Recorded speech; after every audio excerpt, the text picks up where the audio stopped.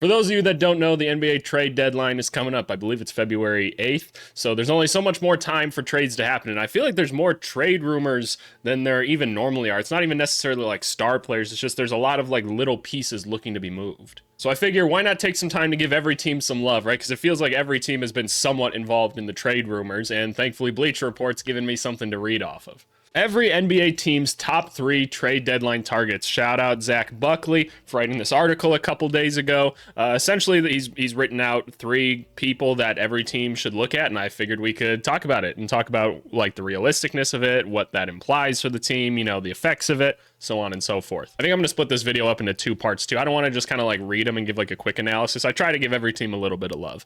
But let's start off with, yep, it's always in alphabetical order, the Atlanta Hawks.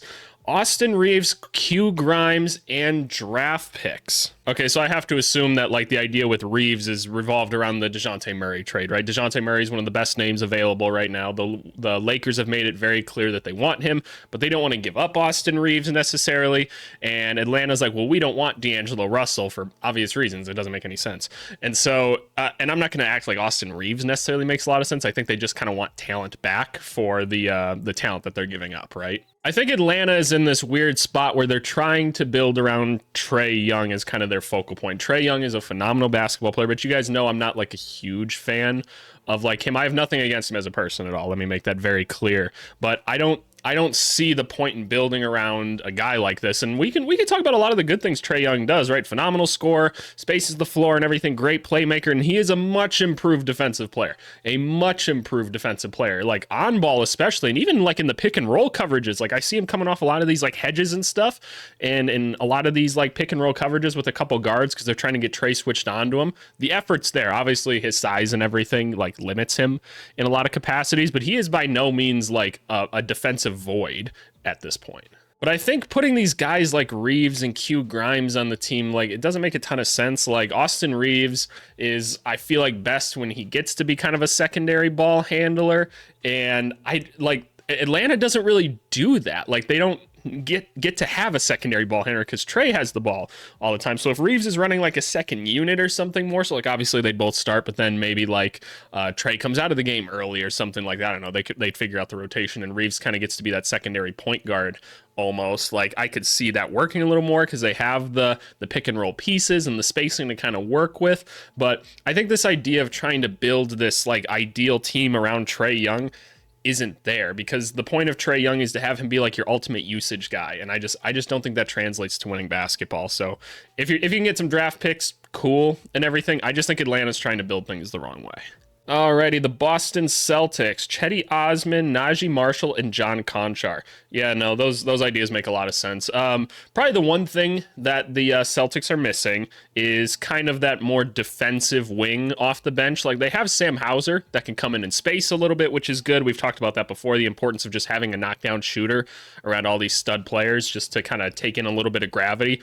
Very, very important. But I think like they could probably use just another like maybe 3-and-D guy more. Like they have Delano Banton, but he's more of like an extra ball handler if they need him. He hasn't necessarily found his way in their rotation yet. Out of these names, like Cedi Osman's obviously a great option and everything. I actually think John Konchar is the perfect option for this. He's a little bit smaller. He's like 6'4", 6'5"-ish.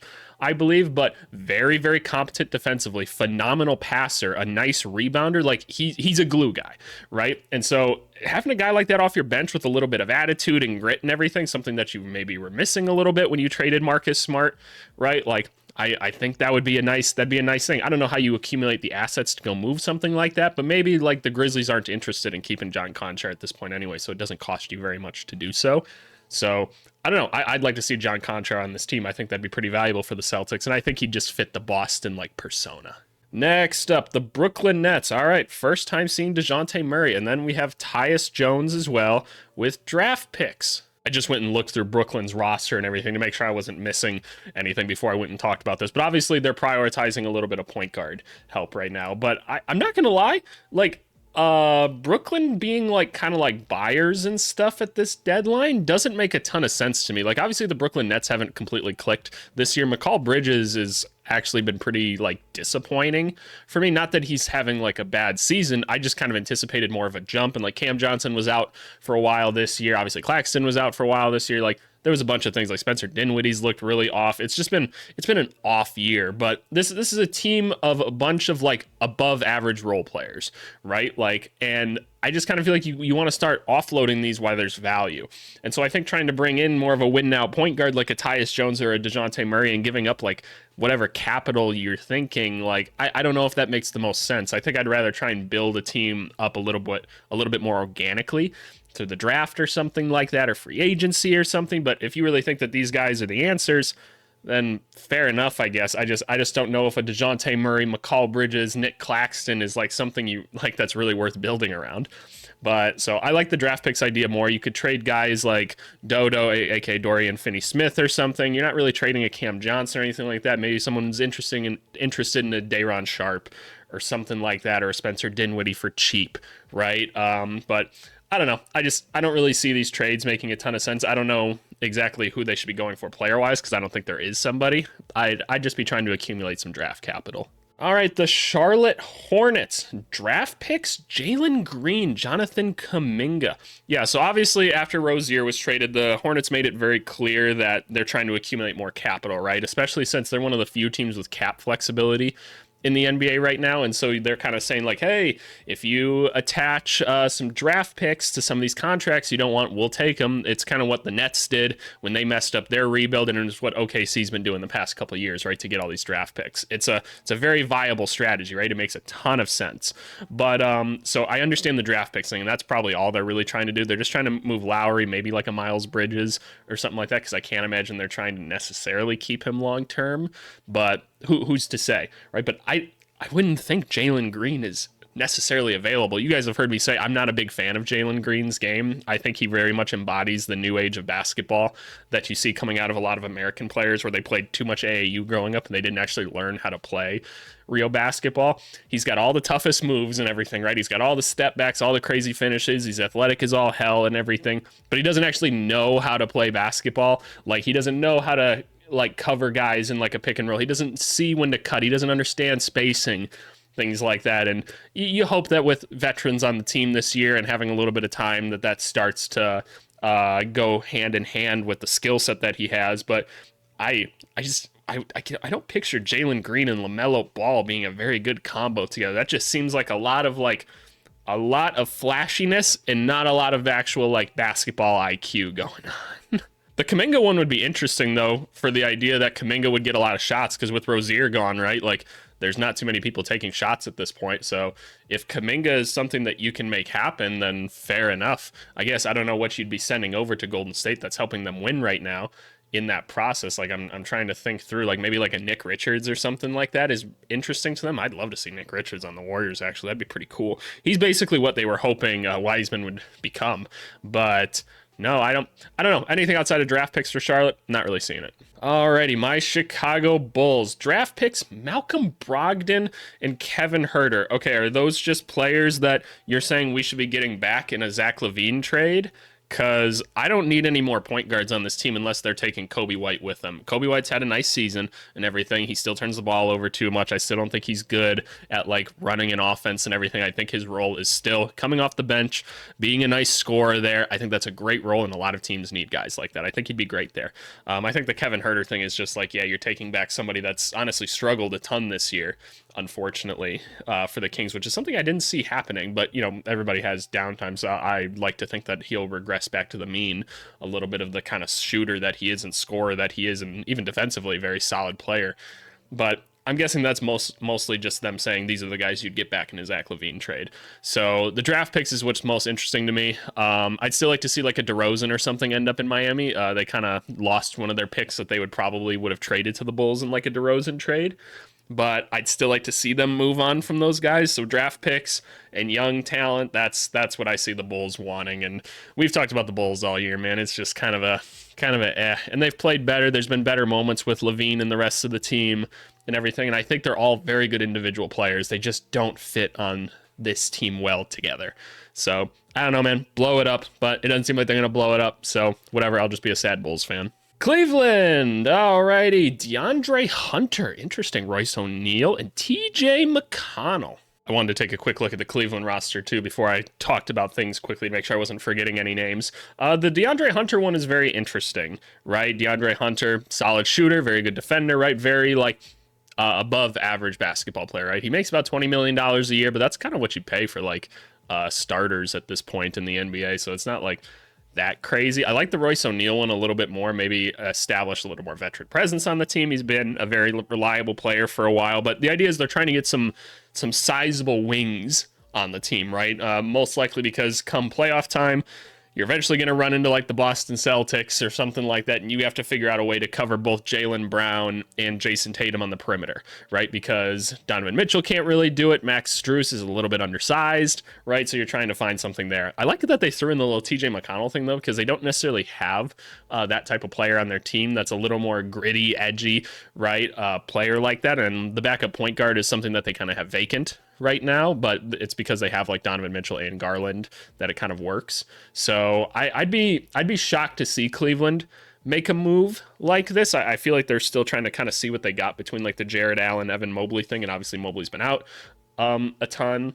So I like the ideas, though. I do think these are the type of players they should go after. I'm just not sure I see them having the ability to go out and make that move. What do we got next? The Dallas Mavericks. Yeah, yep, you knew it was going to be all fours. Yeah, they need power forward help pretty bad. Kyle Kuzma, yep, makes a ton of sense, right? They think adding another kind of scorer and stuff like that helps the team a lot. Kuzma, the nice thing about him is that he has shown in the past, obviously he's become more of an on-ball player as he's had to take on a bigger role with Washington, but he's shown so much in his career that he can work without the basketball really well. And so I think that's the cool thing about him being able to play with like a Luka and a Kyrie, right? I do think he complements the team well enough. I think he plays good enough defense and everything. But just having another option there, and it's an obvious upgrade in a position that they need a lot of help at for the four, I think it makes a ton of sense. Jeremy Grant maybe doesn't make as much sense to me. He's a little bit more defensive, which is nice, but I think Jeremy Grant's getting pretty used to operating with the ball and everything. So I don't know how much sense that makes, especially for the money and everything. That's a ton of money locked up in three players then if you're Dallas. So I don't see that necessarily. The Dorian Finney-Smith, I'm sure they'd love to have him back. If you can find an easy way to make that trade happen, I don't even think you have to give up a first-round pick for that, because I think his value's probably decreased a little bit since he went to Brooklyn. But I like the Dorian Finney-Smith one. What you have to trade to get those guys, not so sure. Kuzma's going to be draft picks and like somebody young as well. Like maybe you have to give up like a Josh Green or something like that, which that would suck because I like Josh Green on this team. Or you probably have to give up Tim Hardaway Jr. as a starting point, right? But man, it's tough. Like a lot of these teams are so locked in with how the cap works now. So I don't know how you make these trades work. You're giving up something you really don't want to give up in some capacity for this. But hey, Dallas is always going to make moves, man, because they're always trying to stay in contention. Denver Nuggets, Jae'Sean Tate, Isaiah Jackson, Dennis Smith Jr.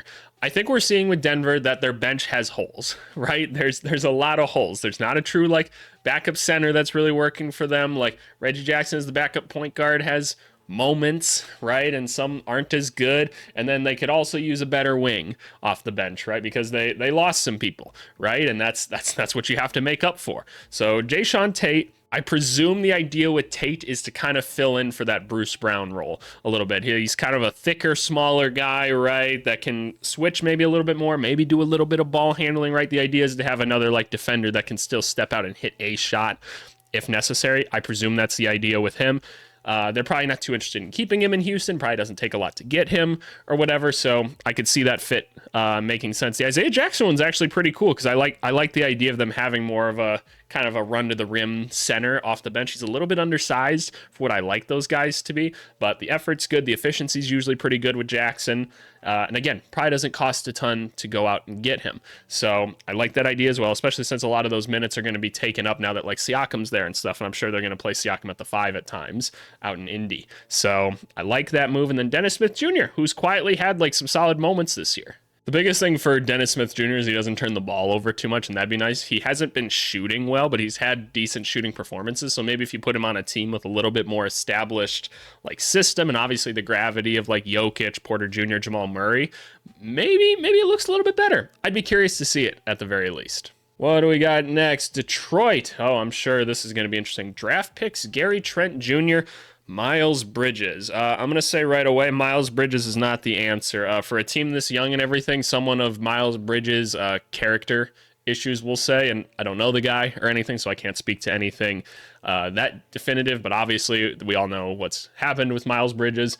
Don't need to bring something like that onto a team that's trying to grow and figure themselves out, right? Gary Trent Jr., kind of interesting, right? Like probably someone that doesn't cost a ton for them to go get because he doesn't really play up to his contract anymore, but historically he has been a decent shooter and scorer at a position that they could use at the 2, right? So maybe that's something you can kind of take a flyer on and see if he kind of refines himself a la Gary Harris style.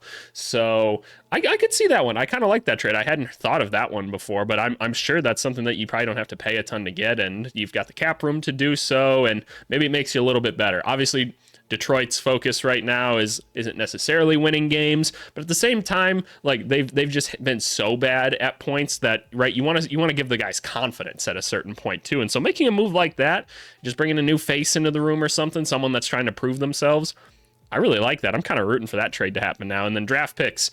I don't know who you're trading to get draft picks. I don't think they're trading Bojan. I think they've made that kind of clear. If I'm wrong about that, then I'm wrong about that.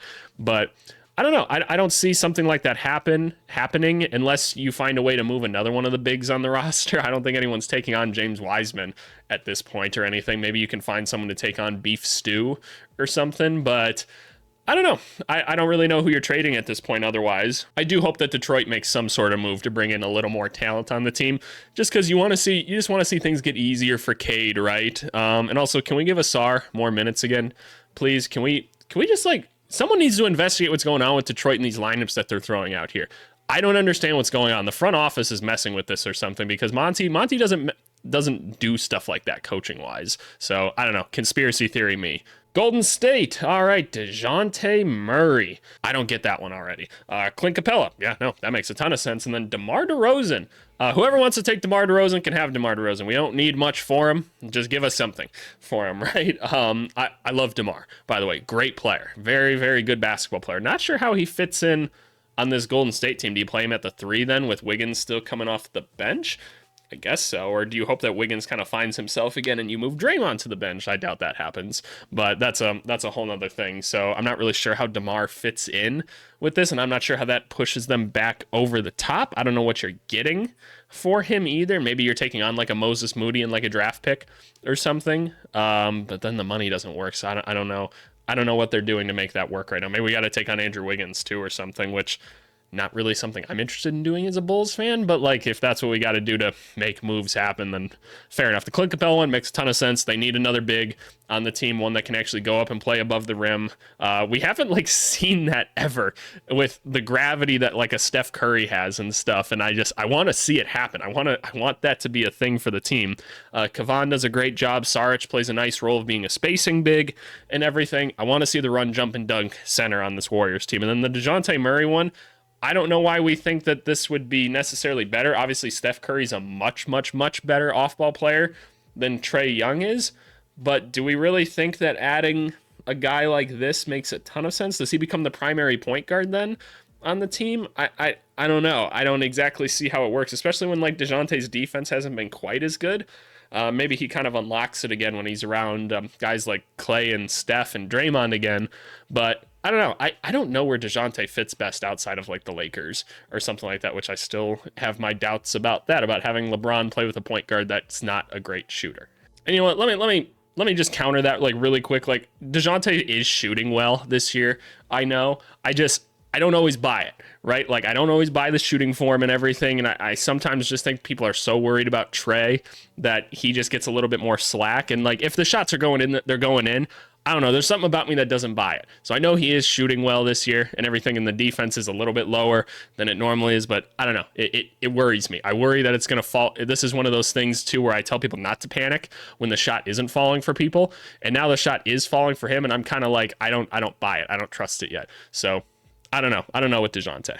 Houston Rockets, Daniel Gafford. So I was just reading about Daniel Gafford and everything. Kelly Olynyk too, and Bojan Bogdanovic. What team am I talking about? Houston. Okay, yeah, no, the Gafford one's interesting. So I just saw that like Tyus Jones and Gafford are two people that they're trying to move, which, makes a lot of sense. There's not a ton of value on their team right now, and those are probably the two players outside of like Koulibaly that are actually like players that are interesting to other teams. And, they're probably not part of the long-term future either, right? Like their timelines don't necessarily make sense or anything, but teams would be interested in a Gafford and a Tyus Jones. Those are two guys that could be like borderline starters. Like if you had someone go down, you're very comfortable throwing those guys in. Like you're not going to bat an eye that you're like, okay, it's a good thing we have Tyus Jones or Daniel Gafford on the team, right? But then they're really nice bench players, right? And so I could see that because Houston doesn't really have like the backup five thing figured out right now. Jacques Landale hasn't really proven to be a nice commodity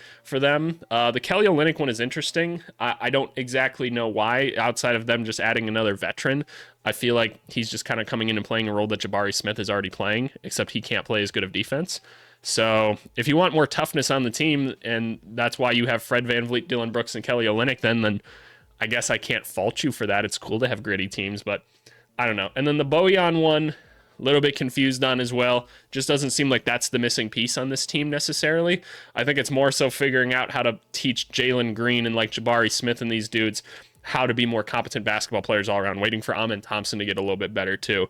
So I don't know. I don't think you need to shell out a ton to get Bogdanovich or something like that, but I can support the Daniel Gafford move. The Indiana Pacers, Alex Caruso, DeLon Wright draft picks. So Pacers are like, I don't know if they're still on pace to be the greatest offensive team of all time, technically, or not, but they're amazing offensively. Defensively, not so good. You bring in Alex Caruso, now you have a good defensive player, right, that can play next to Halliburton if you need to.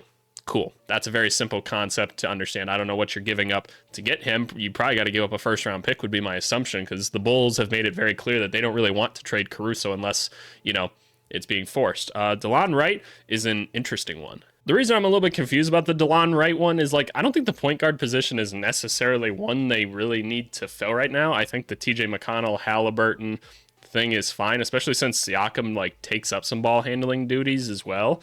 And like DeLon Wright has basically only played with backups this year, and he hasn't played a huge role. And it's not like he's bringing like a ton of like necessarily like defensive grit or elite shooting. Like you're kind of just bringing in like an average point guard or something like that. If you're just trying to add to depth or something, I guess that's fine. But I don't really know exactly what that's accomplishing. Maybe there's something down here about it. So the idea they have with DeLon Wright is that he's basically a poor man's Caruso. But yeah, it's the injuries and everything. And like, I don't understand if you're going to go like, so this is what, when people that maybe don't understand basketball as much write stuff like this, nothing against this guy. If you're going out to get a defensive stopper and they're not like that great at it necessarily, you're calling him a capable defensive stopper, then like, what's really the point in doing that then, right? I'd rather just keep continuity on my team and just try to play better team defense. Like if you're getting a guy that you're like, yeah, this guy keeps people in front of him or whatever, like I don't really know what that means, right? Like I'd rather just have someone that's like, this guy's clamping you. I don't know. Like if I need shooting, right, I'm not going to go out and be like, oh, this guy shoots 36% or 35%, right? It's like, no, let me go find a 40% shooter or something like that. Like, let me fix the problem. Like, what's the point of duct taping the problem? The other one's draft picks. That one doesn't make a ton of sense to me. So I don't know about these Pacers ones quite as much. Got the Clippers next. Looks like Osman's going to be part of it again with Otto Porter and Chris Boucher. Not really sure I understand the Chris Boucher one. I guess they don't really have like that kind of like that stretch big option on the team. So I guess that's a different type of player. I feel like that's a little expensive for someone that's maybe not like that good at it. So I don't really know about that one. Otto Porter Jr. brings a little bit of 3-and-D-ness, right? He's played a ton of different positions. He's played on championship teams, very good at playing his role. Probably not a bad idea to bring someone in like that. And then Cedi Osman, who we've seen how valuable he is playing with like Wembanyama and stuff like that. I'd be actually surprised if the Spurs traded him. I think it's more likely that they try to trade like a McDermott or something like that, because I think they want to try and help Wembanyama get as better as fast as possible. And so I think it's more valuable to keep Osman on the team. But I totally understand the 3-and-D of bringing in a Cedi Osman to the Clippers, right? Like it's just, that's what they need at this point. They've got everything else solidified. So some interesting options. I'd like to see the Otto Porter Jr. one though. Alrighty, Lakers now. Yep, DeJounte Murray, Bruce Brown, Malcolm Brogdon. All of those make a ton of sense. So D'Angelo Russell's actually been playing a lot better recently. I can't speak to his defensive things a ton. I haven't really been watching that closely, to that, but the idea is you bring in DeJounte Murray. He's more of a recognizable name and everything, and it's a different look at point guard. It's always interesting to see what point guard they try to plug in around the LeBron and stuff like that. DeJounte's a good distributor and everything like that. I don't know like how much of a difference it makes. I know that D'Angelo can't really play in closing time, and DeJounte would presumably be the difference, and that's going to be a big deal during playoff time and everything. I don't know how you get that trade to work though, like without giving up Austin Reeves, and that seems like a tough thing to do. So I don't know. I don't know how that trade works, but I don't hate the idea or the logic of it. Bruce Brown makes a ton of sense. Bruce Brown's a guy that you can plug into any team, and it's probably just going to work. So if you can find a way to make that happen, good for you, right? And then Malcolm Brogdon, I'd like the idea of Brogdon. Very pros pro, right? More than capable shooter, more than capable defender. As long as he stays healthy, very nice player. I think he'd be a guy that LeBron likes playing with quite a bit. So again, is that who you're moving D'Angelo Russell for then? Because you're losing out on maybe a ceiling of scoring a little bit more, but you're trying to bring in just a little more stability overall. I don't know. I don't hate that idea, though, of just having a little bit more consistency. So I can side with the Brogdon thing. All right, last one for this video, the Memphis Grizzlies. Q Grimes, DeAndre Hunter, draft picks. So I'm going to be honest, we've talked about the Grizzlies a bit on this channel, where I think it sucks that Ja Morant's out, but this is an opportunity to see what you have and develop some people that wouldn't have otherwise gotten a chance at this stage in a build towards a championship, right? Like, you've already gotten to see Jaren Jackson be a little more assertive, and that's been awesome. We've seen the moments from Gigi Jackson, right? So I'd just be a little bit hesitant to like go and trade for guys that are coming in and taking minutes from some of these other dudes. Like, I wouldn't try to shake up the roster a ton. I'd be like, let's build some continuity here, and then we're adding Ja Morant back, and Desmond Bane, and Steven Adams is coming back, right? Brandon Clark's coming back. Like, there's a ton of people coming back already. Like, see what you got. See if you can't fill some holes. You have some draft picks and stuff, so don't try and get any necessarily better right away. Like, this is a chance to look down your bench and see who's going to surprise you. And I think that's something that like you want to do as an organization. You put these guys on the roster for a reason. Like, let's see what they got. But yeah, that's where we're going to stop for now. We'll start back up with the Miami Heat next time, which looks like they got Io on there. Interesting. Very interesting.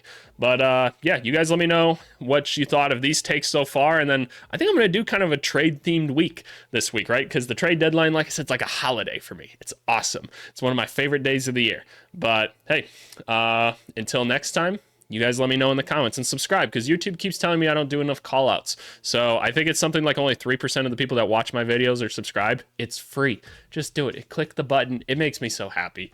Please. But yeah, we'll talk some more basketball with you guys later in the week, and let's see some cool trades happen, y'all. All right.